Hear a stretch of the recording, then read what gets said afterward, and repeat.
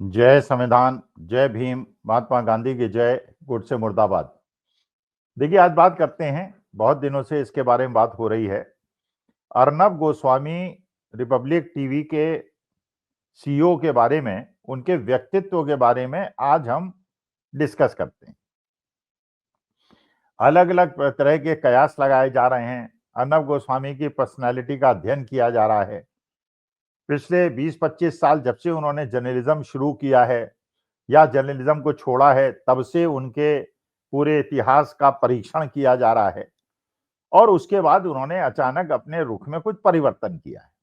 इसका विश्लेषण बहुत सारे ज्ञानी लोग कर रहे हैं और हम भी प्रयास कर रहे हैं, हम भी कोशिश कर रहे हैं समझने की कि अर्नब गोस्वामी करना क्या चाह रहे हैं, क्या होने वाला है और क्या होगा और क्या उन्हें फायदा होगा या नुकसान होगा, इसका परीक्षण हम कर रहे हैं। देखिए, इसमें कोई डाउट नहीं है कि जब अर्नब गोस्वामी ने जर्नलिज्म शुरू किया था एनडीटीवी से, तो वो एक जर्नलिस्ट थे। वो सत्ता से प्रश्न पूछते थे। ये बात दूसरी है कि उस समय सत्ता में कोई दूसरा पक्ष था और उस पक्ष से प्रश्न पूछना उस समय लोकतांत्रिक व्यवस्था की मजबूती समझा जाता था और सत्ता में बैठा हुआ दल भी उसमें बहुत ज्यादा आपत्ति नहीं करता था। लेकिन अर्नब गोस्वामी एक जर्नलिस्ट के रूप में जाने जाते थे। ये बात दूसरी है कि अर्नब गोस्वामी जहाँ के रहने वाले हैं, उनका बीजेपी से पुराने पारिवारिक संबंध है। उनके पिताजी, बताया जाता है कि वो भारतीय जनता पार्टी के टिकट पे इलेक्शन लड़ चुके हैं। वो एक अलग मुद्दा है, वो अपनी व्यक्तिगत राय है और कोई भी कहीं से इलेक्शन लड़ सकता है, तो राजनीतिक संबद्धता कोई नेगेटिव पॉइंट नहीं। लेकिन उसके बाद जब से उन्होंने रिपब्लिक टाइम्स नाउ में काम किया, रिपब्लिक टीवी उन्होंने शुरू किया, रिपब्लिक टीवी ने सारे आयामों को छूते हुए बुलंदियों को कायम किया और रिपब्लिक टीवी एक बहुत बड़ा प्लेयर बन गया और इतना बड़ा प्लेयर बन गया कि कहाँ नोएडा में फिल्म सिटी के अंदर एक छोटा सा ऑफिस था उनका, जो किराए की ऑफिस में चलता था, वो नोएडा में उनका एक बहुत बड़ा कॉम्प्लेक्स बन गया, जो कि किसी भी बड़े से बड़े स्टूडियो वाले के लिए जलन का केंद्र बन सकता है और हजारों लोग एम्प्लॉई, बहुत सारे सिक्योरिटी गार्ड्स और ऐसा देख के जिसे आपको लगेगा कि आप किसी 5 स्टार होटल में आ गए, उस टाइप की ऑर्गेनाइजेशन उन्होंने सेटअप की और अच्छी बात है, मेहनत करके की, अपने इंडिविजुअल लेवल पे की। और इसके अलावा जो नोटेबल चीज थी कि आज के तारीख में अगर जर्नलिस्ट का वर्गीकरण करें, तो ज्यादातर ऐसे चैनल्स हैं जो कि पूंजीपतियों के हाथ में, ज्यादातर 70% या तो अडानी जी के हाथ में है या अंबानी जी के हाथ में है। दूसरे ऐसे हैं जो बाकी कमर्शियल ग्रुप्स के हाथ में हैं, जैसे मान लीजिए टाइम्स नाउ का है या इंडिया टुडे का है। अब ये वो चैनल्स हैं जिनके अपने बाकी कमर्शियल इंटरेस्ट हैं और साथ साथ वो चैनल्स भी चला रहे हैं। और लेकिन रिपब्लिक टीवी जो है, ये बेसिकली प्राइवेट लिमिटेड कंपनी है और अर्नब गोस्वामी का ही इसमें स्टेक ज्यादा है। बाकी किसका स्टेक है, किस राजनेता का है, कहा तो जाता है एक बहुत बड़े राजनेता जो देश के हैं, उनका इसमें बहुत बड़ा स्टेक है और वो इसमें इन्वॉल्व हैं। लेकिन जो कागज पे है उसके हिसाब से अर्नब गोस्वामी के मालिकत्व वाली रिपब्लिक टीवी एक कंपनी है और बड़ा अच्छा काम कर रही थी और बड़े इसके व्यूअर्स थे। टीवी के अंदर भी होता था, बाद में ये यूट्यूब में भी आ गए थे, यूट्यूब में भी ठीक ठाक इनको व्यूज मिलने लगे थे। लेकिन जो बदली हुई परिस्थिति है उसके अंदर 4-5 साल पहले तक तो ये स्थिति थी कि जो टीवी चैनल्स थे उनको कॉम्पीट करने वाला, चैलेंज करने वाला कोई था ही नहीं। पूरा आधिपत्य उनका पास था और लोगों के पास विकल्प ही नहीं था कि वो मेन स्ट्रीम के अलावा कुछ देख सकें, सुन सकें। तो उसमें एनडीटीवी था, फिर वो अडानी जी के पास चला गया, उसके बाद उसकी भी पॉपुलैरिटी गिर गई। न्यूज वन, न्यूज 18 आ गया, सीएनएन न्यूज 18 आ गया, मतलब वो अंबानी जी की सारी कंपनियां हो गई। जी ग्रुप जो है वो अलग हो गया, सुभाष चंद्रा वाला। तो ये बड़े बड़े पूंजीपति थे, इनके बहुत सारे बिजनेस इंटरेस्ट भी थे और साथ में चैनल्स भी थे और टाइम्स नाउ वगैरह थे जिनके अपने अखबार भी थे। और आप ये जानते हैं कि जिनके बहुत ज्यादा कमर्शियल इंटरेस्ट होते हैं, उनके लिए अखबार और टेलीविजन एक सपोर्टिव मीडियम होता है।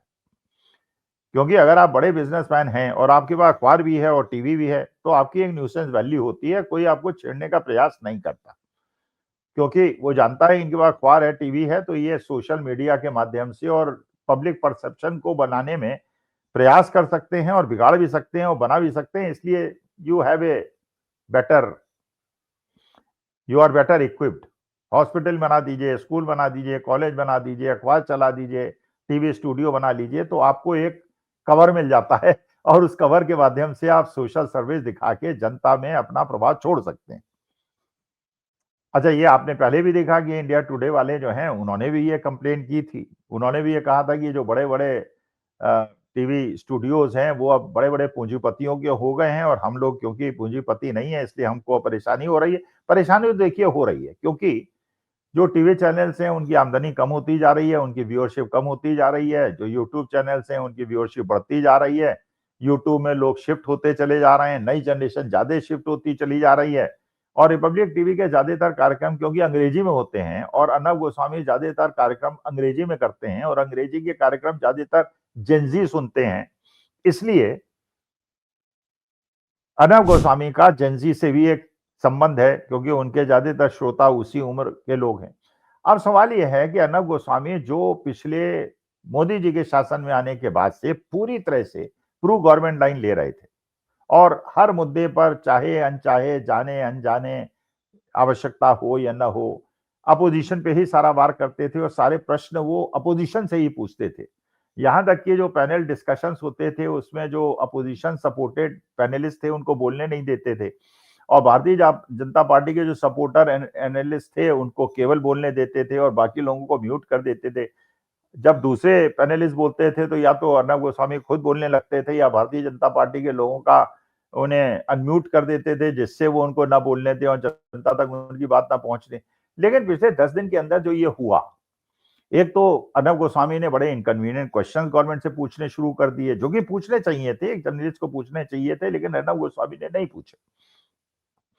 उन्होंने अरावली रेंज के बारे में बात कर दी, उन्होंने ऑपरेशन सिंदूर पे बात कर दी, उन्होंने जस्टिस गवई से बात करके जो इंटरव्यू लिया उसमें उन्होंने बात कर दी। उन्होंने हर तरफ से गवर्नमेंट पे जो भी काम गवर्नमेंट कर रही है और जिसमें प्रश्न पूछे जाने चाहिए, जो यूट्यूबर्स कर रहे थे और जो आज के तारीख में अभी तक बाकी एनडीटीवी नहीं कर रहा है, सीएनएन नहीं कर रहा है, न्यूज़ 18 नहीं कर रहा है, टाइम्स नाउ नहीं कर रहा है, वो काम अर्नब गोस्वामी ने रिपब्लिक टीवी में करना शुरू कर दिया। अब सवाल ये होता है अर्नब गोस्वामी ने ये करना शुरू क्यों किया? तो मुझे इसका विश्लेषण करना बहुत आवश्यक है, क्योंकि भाई इतना बड़ा परिवर्तन हुआ है, हृदय परिवर्तन हुआ है, या तो अर्नब गोस्वामी को लगा कि अभी तक जो मैं कर रहा था वो जर्नलिज्म नहीं कर रहा था, इसलिए मुझे जर्नलिज्म करना चाहिए। एक कारण तो ये हो सकता है। दूसरा कारण ये हो सकता है कि उनको ये लगा कि जो सरकार से उनको सहयोग मिलना चाहिए था, जिसको वो डिज़र्व करते थे और जिसके लिए उन्होंने अपने सारे सिद्धांतों को तिलांजलि दे दी थी, वो सरकार उनका समर्थन नहीं कर रही है। जब पुतिन से मिलने का समय आता है, तो आज तक के पत्रकारों को, लेडी पत्रकारों को भेज देती है, अर्नब गोस्वामी को लिफ्ट नहीं मारती। और फाइनेंशियल समस्या भी आ गई कि पहले तो किराए का ऑफिस था, कम खर्चे थे, अब पूरी बिल्डिंग है, पूरे सिक्योरिटी गार्ड्स हैं, बहुत बड़ी सिक्योरिटी रखनी पड़ती है जब आइसोलेटेड प्लेस में आप इतनी बड़ी बिल्डिंग बना देते हैं। खर्चे बहुत ज़्यादा हो गए, इनकम बढ़ नहीं रही है, सरकार का सपोर्ट मिल नहीं रहा, तो परेशानी है। लेकिन ऐसे समय में जब ऐसी सरकार हो जो कि दंड देने वाली हो, उस समय में अगर वो अपना स्टैंड चेंज कर रहे हैं और अपोजिशन से प्रश्न पूछने के बजाय भारतीय जनता पार्टी वालों से प्रश्न पूछ रहे हैं और भारतीय जनता पार्टी वालों को म्यूट कर रहे हैं और अपोजिशन के लोगों को बोलने का अवसर दे रहे हैं, या जब भारतीय जनता पार्टी वाले बोलते हैं तो इसमें बोल देते हैं और जब अपोजिशन वाले बोलते हैं उसमें शांत रहते हैं, जो पहले उनका रोल था उसको पूरी तरह से उन्होंने रिवर्स कर लिया है। इसका मतलब यह है कि क्या वो एक प्रकार से मैसेज देना चाहते हैं भारतीय जनता पार्टी को कि देखो मेरे पास एक बहुत बड़ा समूह है और इसमें मैं करीब 20% मार्केट शेयर जो गोदी मीडिया का है उसको होल्ड करता हूं, तो अगर आपने मुझे कोऑपरेट नहीं किया तो मैं आपके खिलाफ खड़ा हो जाऊंगा, I will become a YouTuber. लेकिन ये मुझे इसकी संभावना भी बहुत कम लगती है, क्योंकि जानते हैं गवर्नमेंट इन सब चीजों की चिंता नहीं करती है, बड़े बड़ों को नाप देती है, तो अर्नब गोस्वामी उनके लिए छोटी चीज है। या उनको लगता है कि वो सरकार के इशारे पर उन्होंने अपना स्टैंड चेंज किया, इसलिए कि वो जानते हैं कि सबसे ज्यादा जो जिस शब्द से डरती है भारतीय जनता पार्टी वो जेन-ज़ी से डरती है। और नेपाल के अंदर भी जेन-ज़ी ने, बांग्लादेश के अंदर भी जेन-ज़ी ने तूफान मचा रखा है। और ये जो स्टूडियो है रिपब्लिक टीवी, ये ग्रेटर नोएडा की उस इलाके में है, जहां कम से कम 50 मैनेजमेंट और इंजीनियरिंग इंस्टीट्यूट हैं और हजारों की संख्या में स्टूडेंट्स वहां पे पढ़ते हैं। तो या तो प्रेशर को रिलीज करने के लिए, जैसे प्रेशर कुकर के अंदर सीटी होती है जो प्रेशर को रिलीज ना करे तो विस्फोट हो सकता है, इसके लिए वो काम कर रहे हैं जो यूट्यूबर्स कर रहे हैं, जिससे व्यूज भी बढ़े हैं। वो लोग जो यूट्यूब को देखते हैं, गोदी मीडिया को देखना छोड़ रहे हैं, तो उन्होंने ये भांप लिया है कि गोदी मीडिया को लोगों ने देखना छोड़ दिया, यूट्यूबर्स को देख रहे हैं। तो 5 डेज मैच के बजाय वो 2020 खेलने के लिए उन्होंने यूट्यूब वाली जो लाइन है, यूट्यूबर्स वाली लाइन है, वो चुन ली है। और ये गवर्नमेंट के इशारे में इसलिए हुई है कि जो प्रेशर बनता है उस प्रेशर को रिलीज कर दो। अरावली की बात कर लो, कभी तुम ऑपरेशन सिंदूर की बात कर लो, कभी तुम बांग्लादेश के अंदर हिंदुओं पे हो रहे अत्याचार और सरकार की निष्क्रियता पे बात कर लो, लेकिन तुम प्रेशर रिलीज करते रहो। तो या तो सरकार के इशारे पे हो रहा है, या सरकार को ब्लैकमेल और चैलेंज करने के लिए हो रहा है, या ये एक टेस्ट है, ये प्रयोजन है, ये सोची समझी विचारधारा है, या अर्नब गोस्वामी में वास्तविकता में कोई परिवर्तन आ गया है। तो ये सारे विकल्प को देखते हुए अगले 2 महीने हम लोगों के लिए बड़े इंपॉर्टेंट हो गया। अर्नब गोस्वामी के एक-एक कार्यक्रम को अब देखेंगे तो उनको फायदा होगा। वो शायद चाहते हैं इसलिए कंट्रोवर्शियल बन जाएँ, क्योंकि कंट्रोवर्सी में रहना भी पत्रकारों के लिए और राजनीतिज्ञों के लिए बहुत ज़्यादा आवश्यक होता है कि लोग उसको देखें, हर चैनल को देखें कि अब अर्नब गोस्वामी कहाँ अटैक कर रहे हैं, जिससे उनकी व्यूअरशिप बढ़ेगी और लोग टाइम्स नाउ और एनडीटीवी और न्यूज़ 18 देखना छोड़ देंगे, आज तक देखना छोड़ देंगे और रिपब्लिक टीवी के पास आ जाएंगे, तो उनकी वो भी एक स्ट्रैटेजी सफल हो जाएगी। तो लेकिन अब देखना पड़ेगा, निगाह रखनी पड़ेगी कि वास्तविकता में ये भी एक कारण है कि जब से वो हमारे प्राइम मिनिस्टर ऑफिस के वो व्यक्ति हिरेन जोशी, जो कि सारे गोदी मीडिया को कंट्रोल करते थे, सुना है उनका कंट्रोल हट गया है और अब व्हाट्सएप के माध्यम से निर्देश आने बंद हो गए हैं। जब से वो हटे हैं तब से रिपब्लिक टीवी को बहुत ज्यादा व्यग्र हो गया है। तो कोई ऐसी इक्वेशन थी क्या हिरेन जोशी और अर्नब गोस्वामी के बीच में जिससे वो डिस्टर्ब है? लेकिन प्रश्न बहुत सारे हैं, विश्लेषण करते रहेंगे, लेकिन लगता यह है कि कुछ ऐसी चीज है जिसका अध्ययन करना इंडियन एक्सप्रेस ने भी लिखना शुरू कर दिया है, गोदी मीडिया के चित्त में भी परिवर्तन हो जा शुरू हो गया है, या ये कारण यह है कि इंटरनेशनल वर्ल्ड से गोदी मीडिया को ये मैसेज मिल गया है कि सरकार जाने वाली है। इसके इसलिए पहले कि सरकार बदले और इनकी नई सरकार, जो नई सरकार आए वो गोदी मीडिया पे आक्रामक हो, अपने स्टैंड को चेंज कर लो, जिससे हल्का हाथ पड़े। जो अभी भी सरकार का समर्थन करें उन्हें ज्यादा कड़ी फटकार मिले, वो फ्रंट लाइन में आ जाएं, ये पीछे से पतली गली से निकल लें। देखते हैं क्या होता है। नमस्कार, धन्यवाद और प्रणाम।